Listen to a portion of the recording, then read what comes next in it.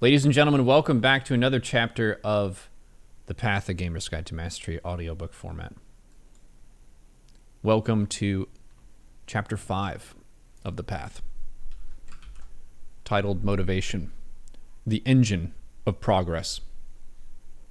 Progress is fueled by motivation, the urge to greater effort to achieve a goal. Understanding how motivation works and where it comes from enhances your ability to leverage it daily. Know yourself and the progress that you want to make. Goal setting. A goal is not always meant to be reached. It can often serve simply as something to aim at. Bruce Lee said that. When deciding upon which goal to set, make it personal. Know the time that you are able to commit to the path toward it, and temper the excitement of a goal setting with the realistic expectation of what could happen. It's often better for morale to surprise yourself by exceeding the expected rate of progress than it is to aim too high and fall far from your aim. I would say this can split pretty dramatically depending on your personality. Some people, if you're more easily discouraged, you don't want to aim too high, because if you don't hit it, then it can be hard to get your momentum going again. Some people are the opposite, where shooting high and then maybe not hitting that goal, but making it pretty far, that can be encouraging to yourself as well. So you can try different things. Which works better for you? Setting a really high bar and then moving toward that, or setting lower goals that are more achievable and consistent. I would say if you're starting out something new, having low goals is better. And then as you get a better sense of how much time you want to invest in this domain, then you can adjust your trajectory accordingly. Don't spend too much time talking about the goal. The brain rewards itself when sharing news of good intentions, and many stop their progress at the feel-good feedback from others. Let your goal flow forward into action. This is what I call the Starbucks coffee shop problem, which is it's really cheap and easy to have a nice cup of coffee with a friend and sit in a Starbucks for half an hour and talk about a bunch of different million-dollar ideas you have, or amazing new health plans you're going to start, or fitness goals, or study goals, etc.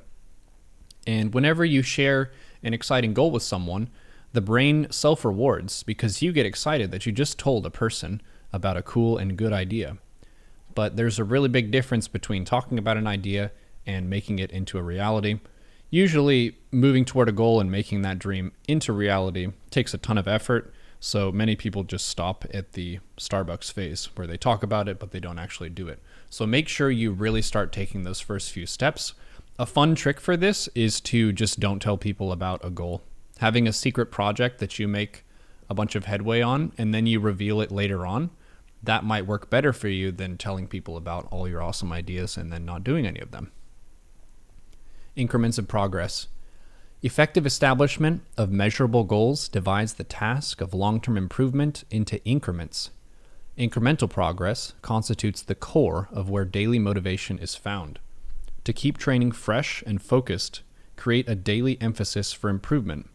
For StarCraft, I'll usually try to create some emphasis that's either a long-term thing I'm working on as a player, or this could be a short-term, I messed this up really bad yesterday, so I'm going to focus on this today.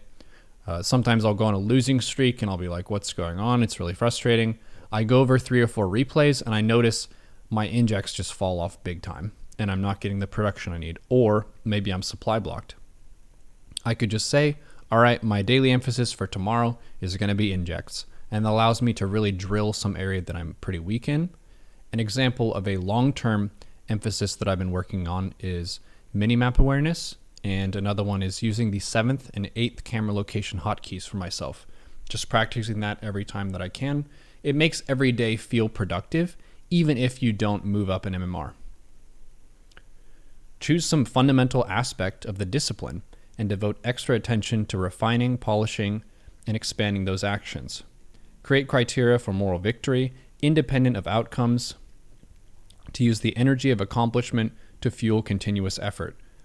So this energy of accomplishment thing is rewarding yourself for when you're making those correct moves along the way.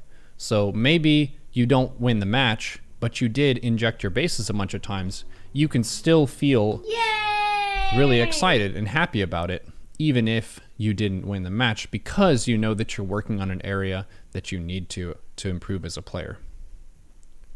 Results and outcomes.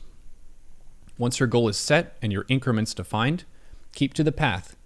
Expect your results to rise and fall along the way.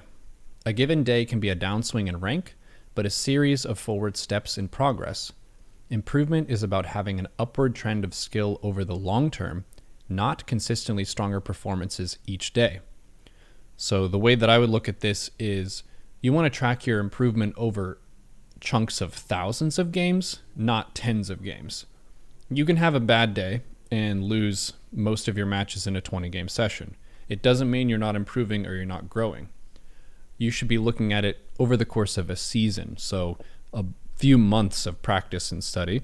Then you can assess, all right, how am I improving? What do I want to add into my practice? What do I need coaching about? That kind of thing. In practice, push yourself. In evaluation, be compassionate on yourself. Carry the knowledge that each path of progress entails adversity.